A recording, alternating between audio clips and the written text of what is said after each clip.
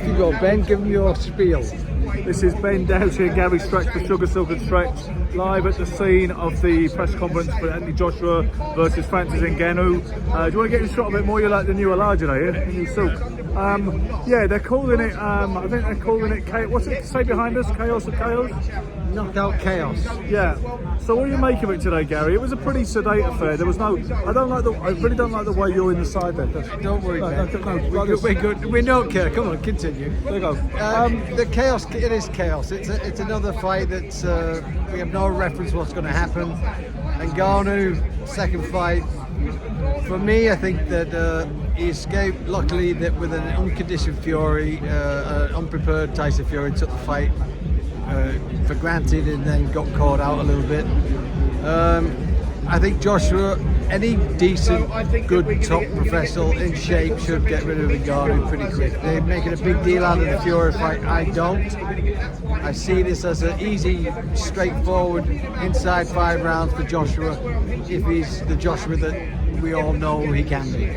So the only thing I would say, right, is Joshua has shown signs of fragility, physically and mentally, at times, relatively, compared to a guy like Tyson Fury, who is tough as old boots, in fairness to him. He has at world-class level, not at this novice level.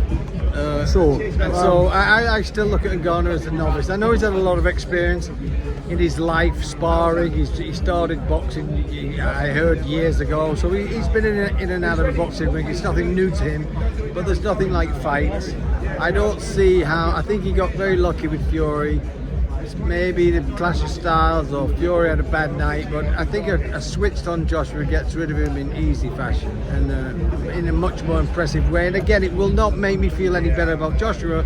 It will just mean that the right thing happened. Yeah, like the honour of boxing restored in a way, because it was embarrassed to a degree by Fury's performance, that he was able to do that well against a WBC heavyweight champ. Yeah, I think Fury had a bad night, and I think Ngannou's an exceptionally durable guy, and so he, but I didn't see him do much in the Fury fight. Everyone said he won the fight. I hardly saw him. I hardly saw him hit Fury, to be honest. It was just a long, slow, tenacious night of a guy he wasn't switched on. And you know as well as I do, if somebody does significantly better than perception than people expect, someone said that this guy was robbed just because he did better than they thought he was going to do. Yeah, and Fury did a lot worse than they thought, so they bagged on him. So I don't take that fight as I almost throw it away. This will be, for me, the first time Ngannou fights a switched-on pro, and if Joshua's 80%, he will get rid of him in lightning fashion, I think. Yeah, I hope so. I've got to be honest with you, I hope so. But I've got to be honest as well, when I tell you, I'm not sure what to expect. I genuinely, it was bizarre what unfolded in October in Saudi Arabia with Fury and Ngannou. I honestly don't know what's going to happen. Joshua should do a number on him, and I think it may be one of them triangle theory things, like, you get like a Muhammad Ali, a Joe Fraser, and a George Foreman, and the kind of disparate results that happen in that triangle, because styles make fights, as we all know. But and I think maybe Joshua has got a better style and a better attitude at the minute going into the fight, and he has some reference now. He knows basically what he's getting with Ngannou. We can look at the fight, but he has the advantage of a Fury in that sense. Yeah, but I really think that we can't take too much from the Fury fight. It was an event. It was like a happening. It was like just a bad day in the gym for Fury. He got through it.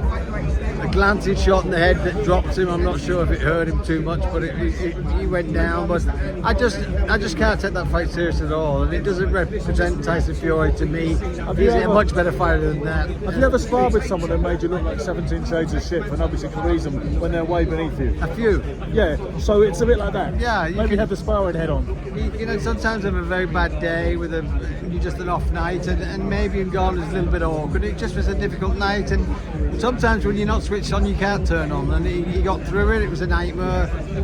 Put it behind him. It wasn't even a real fight. It was, there was no belts. There was nothing on the line. It was just a serious exhibition type thing. Of course, it was a real fight, but there was nothing at stake. I think Tyson Fury needs motivation too. I think he needs a fight to get up for. I think he'll get up for Usyk. I think Joshua, now he fights a little bit out of fear, so he gets up for everything. So I think Joshua will be very switched on, knowing he's fighting a puncher. Hopefully he's not gun shy. If he's confident and prepared, Joshua will should make this look easy and restore a little bit of respect to the boxing game. Here's hoping. In the background, you see there's a big media scrum all vying to talk to Eddie Hearn at the minute.